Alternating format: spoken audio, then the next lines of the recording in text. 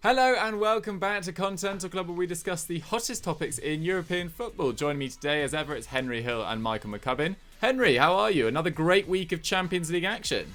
Yeah, I mean, I rewatched the Porto highlights again last night. It was pretty excellent. I just love Pepe. 18 clearances in one game is off the chain. That's mad. At 38 years old as well. And we might talk about his Portuguese centre-back partner Jose Font a little bit later. So I'm excited at the prospect of those two lining up at the Euros. But yeah, it's just funny. I was just looking back at some old Continental clubs and some of the beards that I had during lockdown 1, which were on the show. I just wanted to apologise now to you guys for some of the video footage that we're putting out, because it was pretty shocking. Some of the looks. Bring it back. I love that. Some of the looks we've had during the last year of Continental Club are interesting. It will definitely be like a time capsule in time when we look back on, in 4 or 5 years' time. Oh yeah, that was the lockdown look. How are you, McCubs, on this Thursday morning? Are you still a little bit sad about Barcelona's exit? A little bit. I think I kind of accepted it at half time after Messi missed his penalty. To be honest, I think that was game over, wasn't it? Sadly, I was really holding out for La Remontada 2 or La Remontada 2, if you want to be super accurate with it. But yeah, speaking of lockdown looks though, apologies for anyone who watched the UCL review, because my hair was an absolute mess. That is definitely one of the disadvantages of having kind of longer hair, is that like by 10 o'clock at night, it really doesn't look very camera worthy. So I do apologise about that.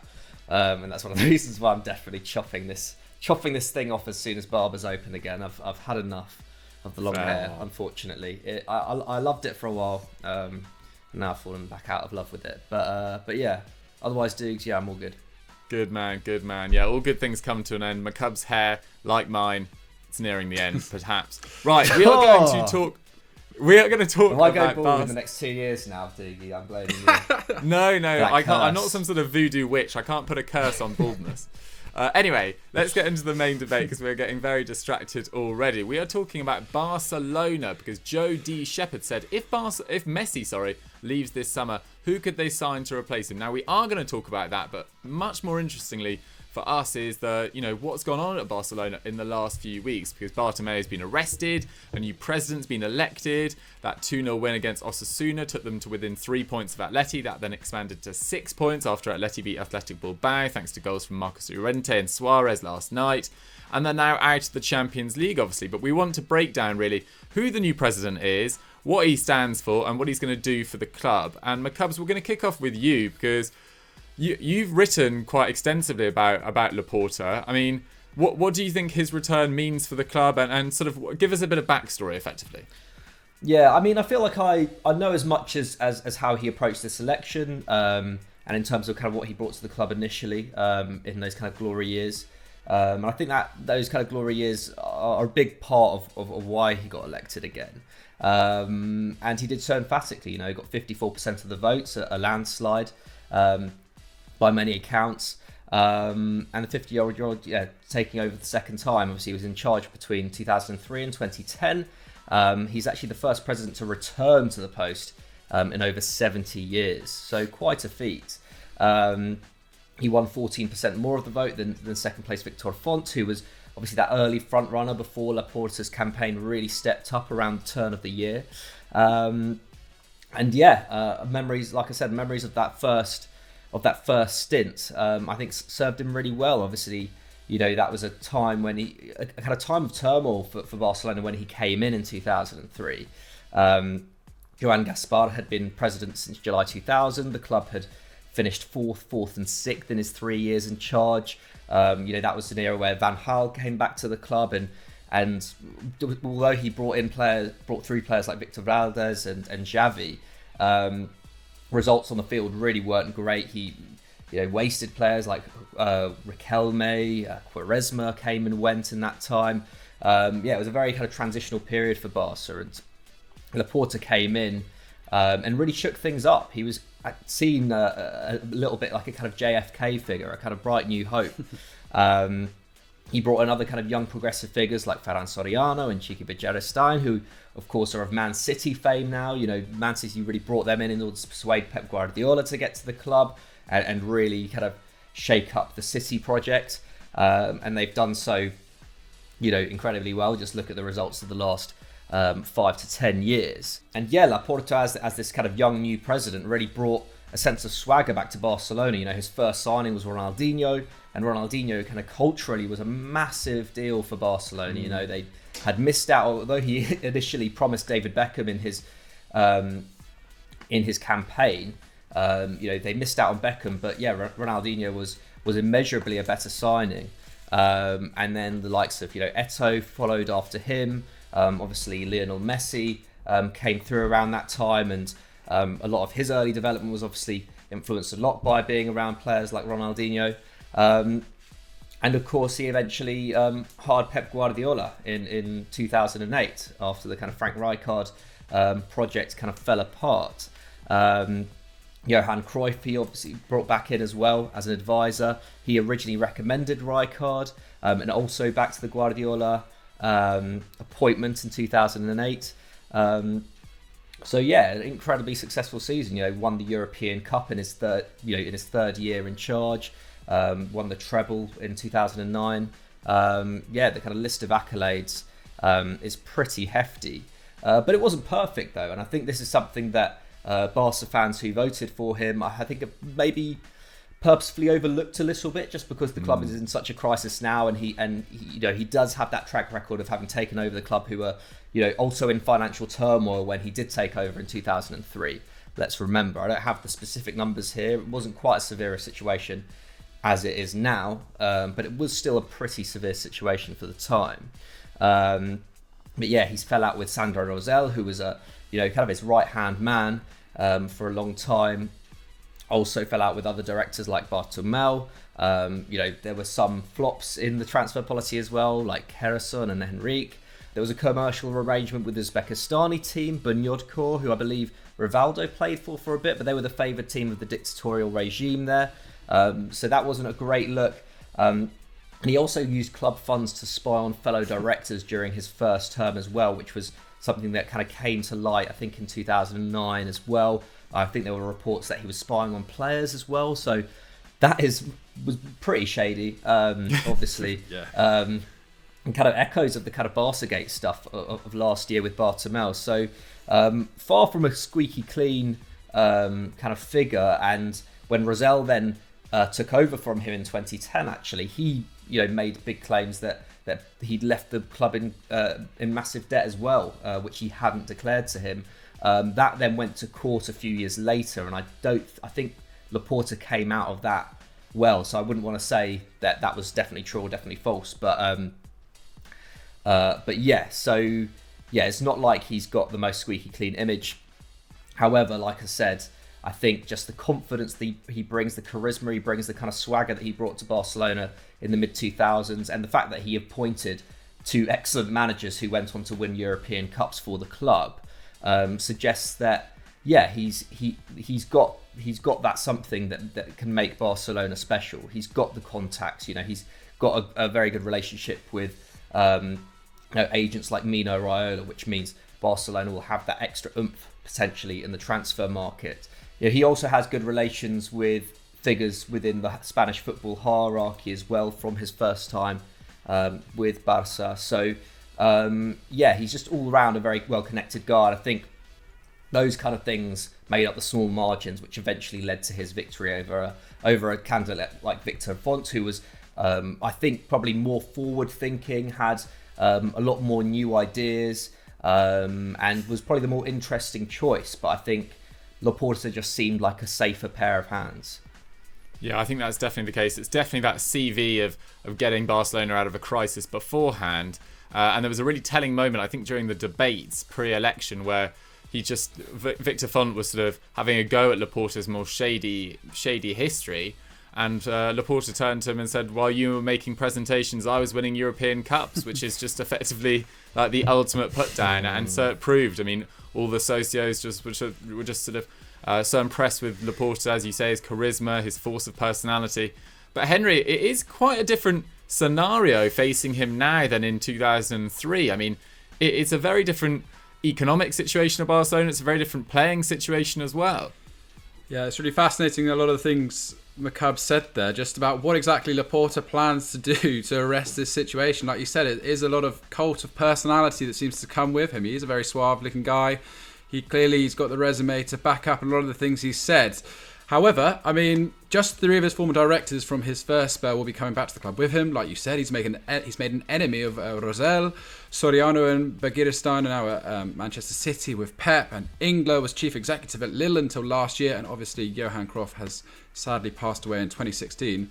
Once again, like you said, McCubs' Font's campaign was really interesting. He promised to bring a kind of whole new wave of thinking and thought to the business, including 3 founders of Spain's most successful internet startups, Privalia, Glovo and Trovitz. You know, he was looking to bring in kind of new technologies and move the club on in that kind of regard. But, you know, perhaps you can't teach an old dog new tricks, I guess, in this situation with Barcelona. But yeah, some really interesting attitudes from Font as well. And if you look at what he wanted to do in the transfer market, his priority was keeping hold of Ansu Fati and Pedri, which makes a lot of sense. The other guy in the running, Freixa, he tried to boost his campaign by saying Mbappe and Haaland was possible. Is that true? Maybe not. But Laporta didn't really make any inclination of what he planned to do in terms of the markets either. Obviously, the club's financial situation is in a difficult place right now. What all of them did kind of agree was that Messi would be part of their project moving forward. No one really disagreed with that. And Laporta, he used his speech to outline how touched he was to see Messi and his son Thiago at the polling station, and recounted his story of watching Messi make his debut for the youth team 2 decades ago. So once again, pulling on those heartstrings, pulling on that kind of nostalgia, those glory years of the club there. But emotional connection afar, the club can't really afford his €100 million gross annual salary. So if he does extend, Laporta will have to kind of work that relationship with him to maybe get him to do it on reduced terms. If we look at Ronald Koeman, he said he's really excited by the new president's plans and pointed out that he also does have another year in his contract. Now, obviously, I believe that the Font, his big thing was about getting Xavi back into the club to be the next coach. And let's face it, that does look like it's something that could happen certainly down the line. There's obviously talk of Arteta, which hit the press recently. So clearly there are murmurs of a kind of new age coach with ideas coming in to kind of push Barcelona forward. However, it seems unlikely that Xavi would leave Qatar just a year before they're planning to host the World Cup. I believe he's already an ambassador for that process. And I think Koeman probably deserves another year. Dougie, you'll go on to his form in a minute, but Barcelona, as we saw against PSG last night, there are shades of a pretty decent team there, and they've got some excellent youth running through that side, and there could be some interesting, certainly free transfers that they can make in the market. One of the free transfers that has been earmarked as a potential is David Alaba. I struggle to see this. If Real Madrid are struggling with his so-called €400,000 a week wages, I don't see how Barcelona in any state of mind can go in for that as well, especially when they've kind of linked to Eric Garcia, that younger centre-back from Manchester City. And then there's obviously Haaland as well. Like McCubs said, Laporta is a very close friend of Mino Raiola. Not loads of directors in world football who probably could say the same. They've worked together, bringing Maxwell and Ibrahimovic to the club. And, you know, surprise, surprise, Laporta is a big fan of Erling Haaland. Who isn't? But then again, it's hard to see if Barcelona can afford him this summer with so much of their debt needing to be financed right now. Even his buyout clause, his wages would then be kind of astronomical too.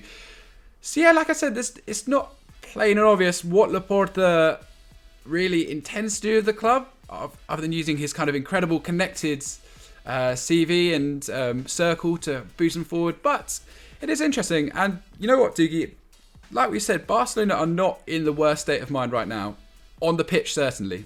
Yeah, no, absolutely. I think I totally agree with you. That performance last night, I was watching the Liverpool-Leipzig game for UCL Review, but catching up with the highlights, it looked like they created numerous chances. Obviously, if Messi had scored that penalty, it might have been slightly different just before half-time. Ousmane Dembele scuffed a number of great chances, although was getting into such fantastic positions. It was really great to see him really come into his own over the last few months. Pedri, as you say, Serginho Dest. There's plenty of reasons to get excited, and Frankie de Jong, I think, is the main one this year. He's just been absolutely exceptional, but obviously they're now not in the Champions League quarterfinals for the first time in 13 years.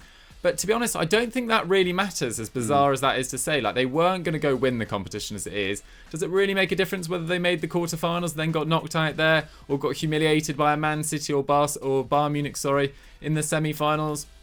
It's a transitional year. If they end up winning the Copa del Rey, which they're in the final against Athletic Club later on I think it's in April actually, and they're unbeaten in 16 league games as well, winning 13 in that time. Actually, if you take it just on points in those games, they've taken 42 points out of a possible last 48 in La Liga. That's 4 more than the next best in Spain, which is Sevilla and Atleti at that time, and 5 more than Real Madrid. So if it wasn't for those 4 defeats in their opening 10 league games of the season, they'd probably be top.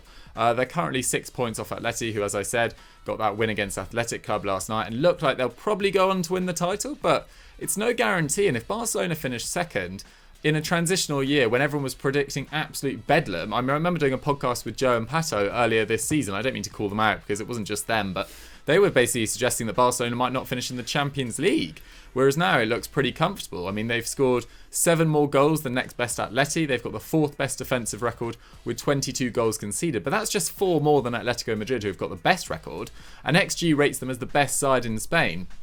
And I agree with you, Koeman needs to be given another year. They're on an upward trajectory, I can always struggle with that word, on the pitch. They're getting better and better, and I think it'd be really, really harsh to sack him at the end of this year.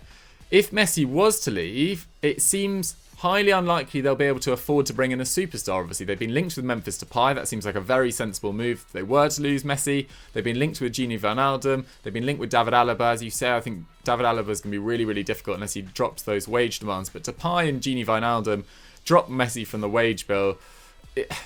Maybe it's not the worst time to lose him, to be honest. As crucial as he is to their current future, that wage is just completely unsustainable when you're in 1.2 billion euros worth of debt, and they've got to cut the cord at some stage. So if they can get him off the wage bill, it might not be the worst idea, but you will see an immediate downturn in their current results. So they've almost got to be quite brave, which is what Laporta was known for when he was in his first stint as president, because he's still an enormously integral part of that side, to say it lightly. He's taken 82 more shots than anyone else in the league. He's created 19 more chances and completed 63 more dribbles. He scored 13 more league goals than anyone else and also tops the assist to level with Griezmann. So he would be a massive, massive loss. I mean, McCubs, can you see Messi now staying at Barcelona now Laporta's in charge, or do you think it's just inevitable he'll leave?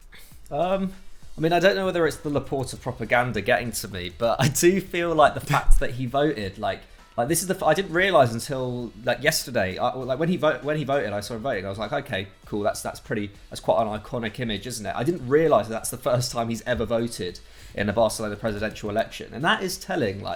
And he would have done that knowing that he was going to be pictured doing that, and he did that knowing that Laporta would say those things afterwards. So I mean, I don't know. I think that is quite telling, even if Laporta is playing it up, and I think it suggests that perhaps with the man that he probably does want in the presidential hot seat, that he may be willing to negotiate. I think, financially it obviously makes sense to get him off the wage bill in that sense, but at the same time, if they can get him to take a hefty pay cut, and I imagine give him a lot of concessions in terms of his position at the club in the years to come after retirements, etc., then I really can see it happening, because he is that important, and it's not just on the field. Commercially he is so important to this club, and that's why none of the presidential candidates really even entertained the idea of him leaving, because they all knew that the relationship between Messi and Barca has to kind of go on indefinitely. I think it was even Font who was saying that even if he was to leave for 1 or 2 years, there'd need to be an agreement in place for him to come back to Barcelona after retirement, and basically be with the club for life essentially. So it is a relationship that needs to endure.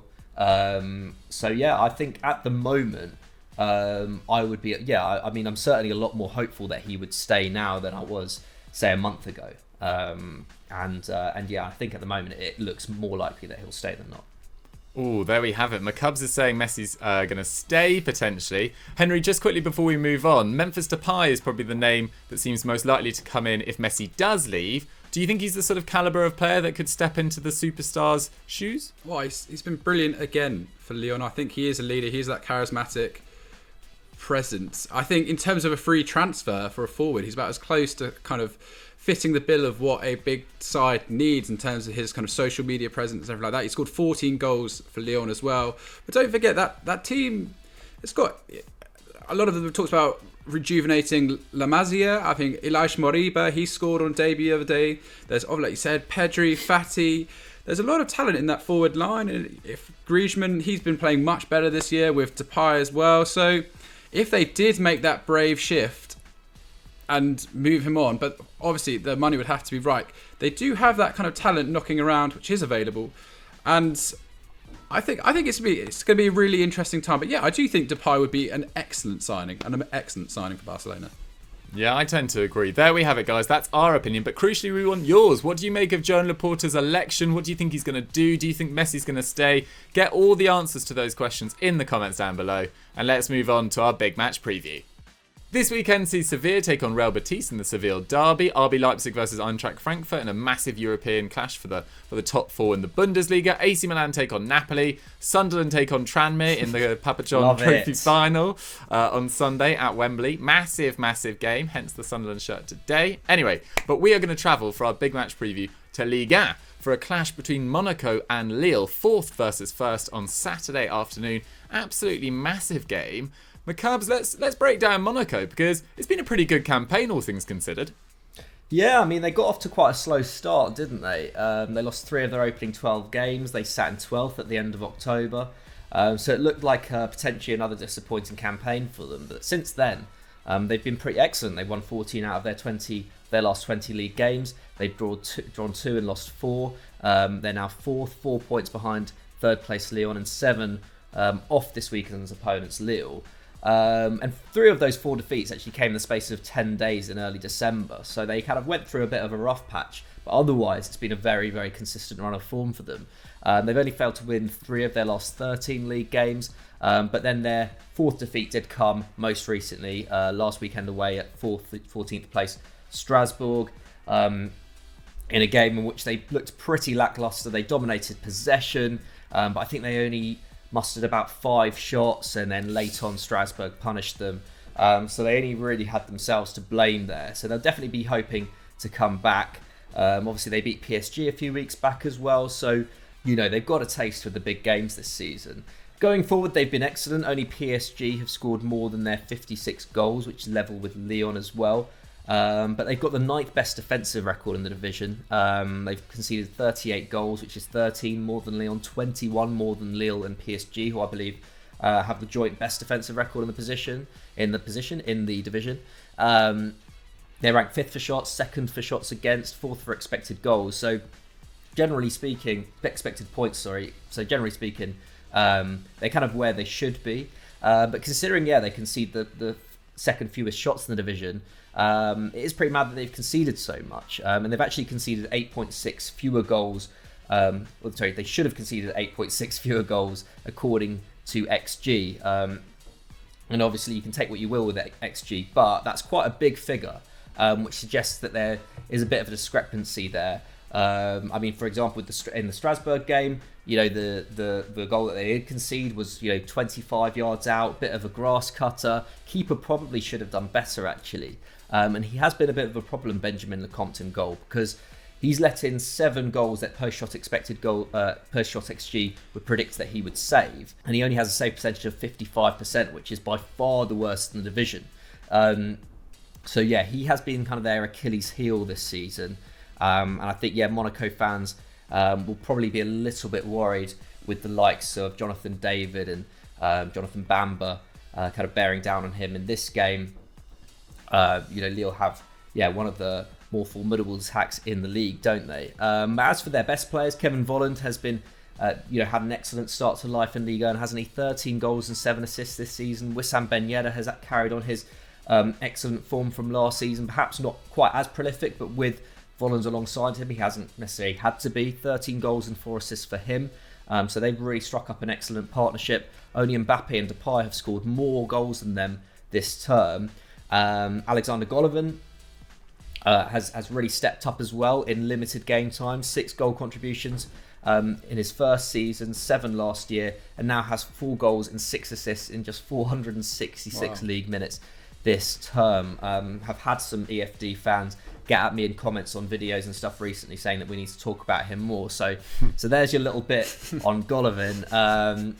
Also shout out as well to Sofiane Diop, who's made a really exciting start to his Monaco career, only 20 years old. I think he's already got 6 goals. Obviously, Bag is against PSG as well. So yeah, he already looks like a player who relishes the big occasion.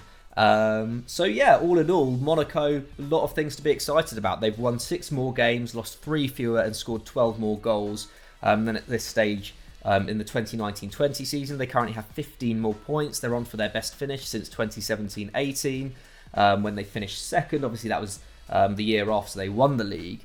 And yeah, their kind of attacking players are really hitting form. Going back to Golovin very quickly, he's averaging 3.5 key passes per 90, which is actually the best in France. So yeah, they're really ticking along very well going forward. But obviously they come up against Lille, who have arguably been the best team in the league this year. So yeah, it's going to be a real test for them. Massive test, and I'm really pleased for Niko Kovac actually, because I feel like he did such a good job at Frankfurt, then went to Bayern, I think he won the double, didn't he? But just didn't really ever seem like he was really respected by the players in that current era. I think Ribery and Robben in particular had some issues with his training methods. I think he fell out with James Rodriguez by memory as well. So perhaps slightly harshly treated by Bayern, although obviously the decision to replace him with Hansi Flick has worked out spectacularly well. But Henry, let's go over to Lille, and you, I believe, are probably our biggest French football fan on the channel, bit of a Ligue 1 aficionado, and you've been loving Lille this year. I think we'll get onto a few of their players later, but a bit like Monaco, there's just so much talent in this Lille side, and I think that's what is going to be so exciting about this game. Is it's kind of like a showcase of a lot of the potential stars of the future, and certainly for Premier League sides, players they could kind of go in and probably buy or nick at certain points in years to come. Anyway, but if we look at Lille side, they've been in amazing form under Christophe Galtier this season. They've been top for the last 7 game weeks and have led for 11 weeks overall this term. PSG have only led for 8, so that kind of shows you how well and consistently have been staying at the top. And since the surprise defeat to Angers at home in early January, that was just their 2nd defeat this season. Played 10, won 8, drawn 2, scored 17 and conceded 3. This included a 2-0 victory over Marseille last weekend, where Jonathan David, one of their new signings, he got 2 goals in injury time. Although, make no mistake, it was a well-deserved victory. XG had it at 2.2 to just 0.1 in their favour. I mean, that is abysmal. Wow. That would have been criminal if they didn't win that game, wouldn't it? But yeah, like you said, McCubs, they've had one of the best defences in all of Europe this season. Only conceded 2nd team. That's the joint best along with PSG and Atletico Madrid. So really doing well. They rank 4th for shots per game and 1st for shots against per game. And according to expected points, they are the 3rd best side in Ligue 1. But you can't take away just how good they've been this season.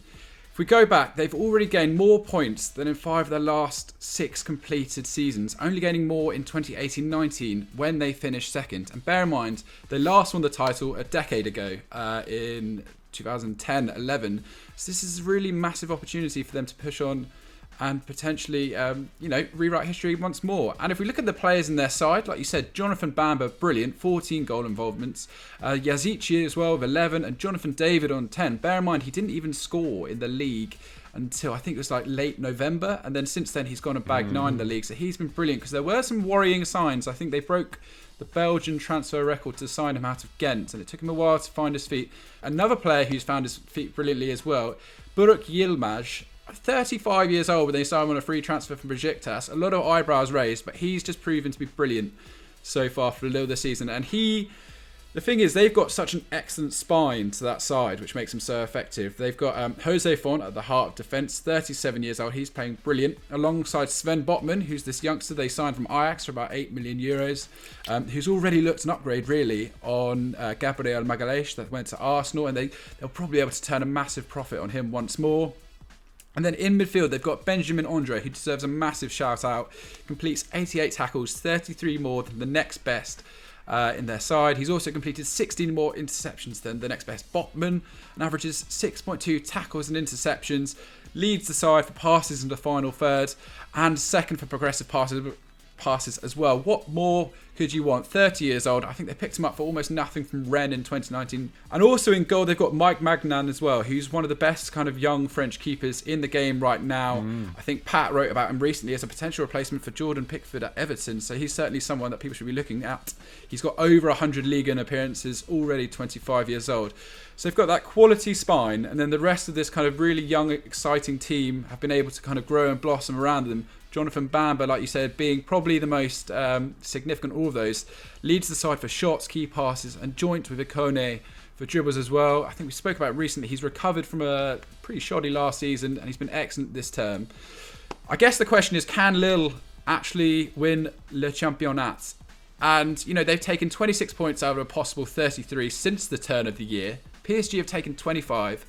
And only one side has taken more. Who's that? Monaco, which adds a little bit more spice to this game. They're also out of the Europa League after losing to Ajax. They've only got Ligue 1 to focus on. As we've seen with Lyon this term, that really is helpful. That is where you can push forward. But the thing with Lille, and we've got EFD Explained coming out this Sunday, which looks at whether or not PSG are actually losing their grip on Ligue 1, whether this is kind of a freak season. And the thing is with Lille, before this season, they were in debts of 200 million euros. They lose, they spend €1.20 for every euro they take. So this was before the kind of financial disaster which has kind of afflicted Ligue 1 in terms of the TV rights deal even hit. So Lille will have to sell once more this summer in order to recoup some of their losses. So it's likely you will see some of these players have to be shifted on once more. They're brilliant at turning a profit. You just have to look at Victor Osimhen. They had him for one season, I think, got an extra 50 million euros from him. So it's now or never really for Christophe Galtier's side, because they'll have to rebuild again this summer, and people like Jonathan Bamba, they probably will have to leave. So yeah, I think they can do it. I really do think the next month is going to be so important. I think PSG, Lille and Lyon all kind of play each other in circulation. And yeah, this game is where it starts. If they can beat Monaco and press on here, then it's hugely exciting to see what will happen. Incredibly so. I'm getting real Inter Milan vibes from Lille's story. If they're, now or never, bit of financial jeopardy coming in as well. Just adds an extra layer of spice to this year's title races across Europe. But yeah, they've done exceptionally well, Lille, and I think Sven Botman in particular going right to the very top. And of course they've got that clash against PSG in the Coupe de France coming up as well. Yeah, I think it's a quarter-final or last 16 tie as well, so maybe they'll be able to progress in domestic competition a bit further on that front in case they don't end up winning Ligue 1. But in terms of the injuries for this game, well, Monaco, they're missing Gelson Martins, Willem Goebbels, who's had a horrible time with injury, as is Pietro Pellegrini. They're all out. For Lille, Burak Yilmaz is still out. He's missed the last 13 matches, but otherwise they've got a clean bill of health. And it's been very even recently in terms of their recent fixtures. 2 wins apiece in the last 4 meetings, but Monaco have the better record if you stretch it back. Just 2 defeats and 7 wins in their last 10 meetings. Lille did beat them though 2-1 earlier this season, with Jonathan David and Yazidzi getting the goals.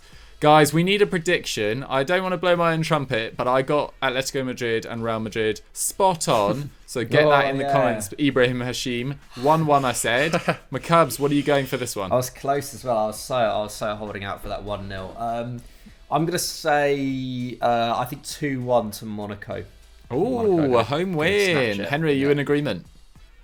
Nah, 2-2. 2-2. Let's go for that. No. 2-2. Oh, I can't see Lille conceding. They are so solid. Yeah. Even though they got Volland and Ben Yedder, I'm going to go 1-0 to Lille. Not a thriller, but an important win for Lille. That's what I'm going for. Get your score predictions in the comments down below. And let's move on to our quickfire question. Our quickfire question this week comes in from @Menez18. What a legend. Hello, Menez. He says, was Cristiano Ronaldo right to leave Real Madrid for Juventus? Henry, McCubs has kicked off the last couple of sections. What are your opinions on this? Right move to leave Spain for Turin? Yeah, I think so. I don't think it's all well and good retrospectively to look back at it and say, it hasn't quite worked out. I don't think so. They obviously had the money to pay him what he wanted. Juventus are a massive side, and I think, don't forget, in the years before he joined, they had reached 2 Champions League finals, losing to Barcelona and Real Madrid. So I think all the ingredients were there for him to potentially go on and achieve something incredible. Because let's face it, if he had led Juventus to the Champions League, it would have been incredible. All well and good winning domestic titles. So be it. It's not his fault that the club haven't kind of been able to manage appropriately in the meantime. And the midfield is just so bizarre right now. I just can't quite get my head around it. I don't think that's his fault. I think if it had worked out, it would have been an incredible move. Sadly, it hasn't. But I'm not going to say it was wrong for him to leave Real Madrid. I think it was an incredibly brave thing to do, and I don't think it will really impact him too much in the long run. Fair enough. Strong answer, strong words from Henry there. McCubs, are you in agreement?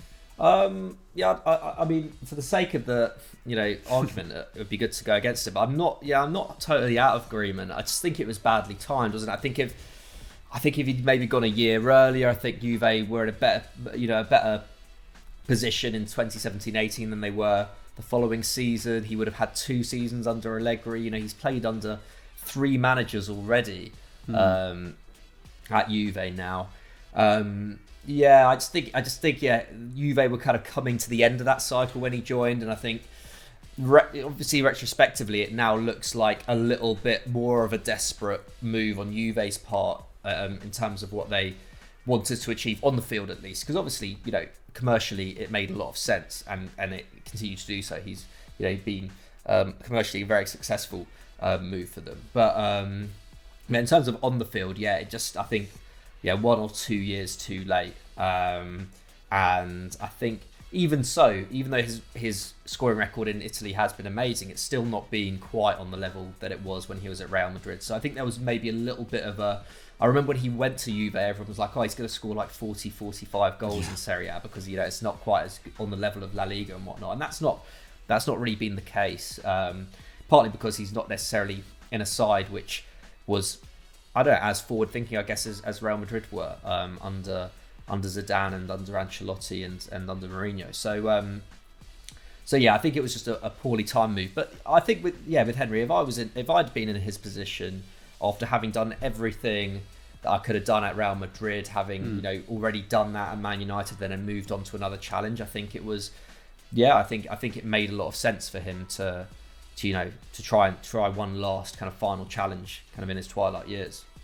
I agree, to be honest. I'm not going to disrespect him for moving to a new league, winning the league title there, winning the Coppa Italia as well. He's been phenomenal for Juventus, and he's kept up that scoring record into his 36th year, is he now? I mean, I would say, you say he went too late. I'd actually say he's gone too early in a weird way, but it doesn't obviously fit his age profile. I think in a couple of years, Juventus will be a much better side. Chiesa, Bernardeschi, De Ligt, Demiral. There's some really good players in there. I mean, the jury, as Henry says, is still out on their composition in their midfield. I think McKennie's proved really useful. They've now signed him on a permanent deal, but I don't think Rabiot or Artur are potentially performing as quite you'd expect. I don't think Bentancur's been quite as good as he normally is. I feel like their system needs a little bit of work as well. And obviously, I don't really know what's going on with Paulo Dybala as well, but I feel like someone like Cristiano Ronaldo in his first year in Turin with Dybala actually played really, really well. So it's a difficult one to see. I think Ronaldo, you can't really criticise him for the move. Has he timed it particularly well? Probably not, but that's football. Only one team can win the Champions League every year. They're going right for the very top. And it's also coincided with an amazing period of Bayern dominance. Like they were phenomenal last year, and Liverpool were very good the year before. So, take what you will from that. Guys, give us your thoughts on whether Ronaldo was right to swap Real Madrid for Juventus in the comments down below, and your opinions on the entire show. We've discussed Juan Laporta, we've discussed Monaco versus Lille, and of course just that Juventus section at the end. Henry, if they've enjoyed this, what should they go and watch now? Well, like I said, make sure you check out my Ligue homage coming out this Sunday. Love letter. Maybe I should just do a one-on-one on that. And also, the podcast this week, I got to talk about the Premier League relegation battle with Pat. Got to talk about Fulham, and they titled it "Why Fulham Are Too Good to Go Down," which was really nice. I didn't know they were going to do that. So please go check that out.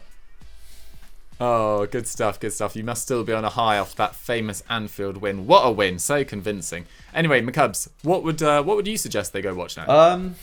as usual, my mind's got a bit blank and I've forgotten every video that we've put out recently. But go and check out the EFD Explains, obviously the one on Ligue coming out this weekend, and the ones we've done over the last couple of weekends. The one on West Africa, why it has produced so much talent in the last kind of 20, 30 years, which Henry also scripted.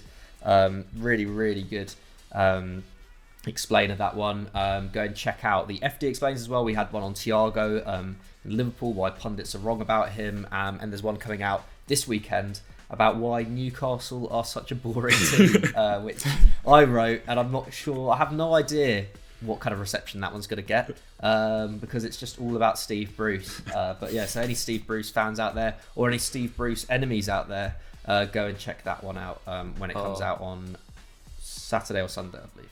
I like it. I'm a Steve Bruce fan, so I'll get in the comments and I'll send you some abuse. He's still a bit of a Sunderland legend, to be honest. I mean, one of our best managers of this century, which says a lot. Anyway, guys, that's all we've got time for on Continental Club for this week. Thank you very much for watching. We'll catch you next time. Goodbye.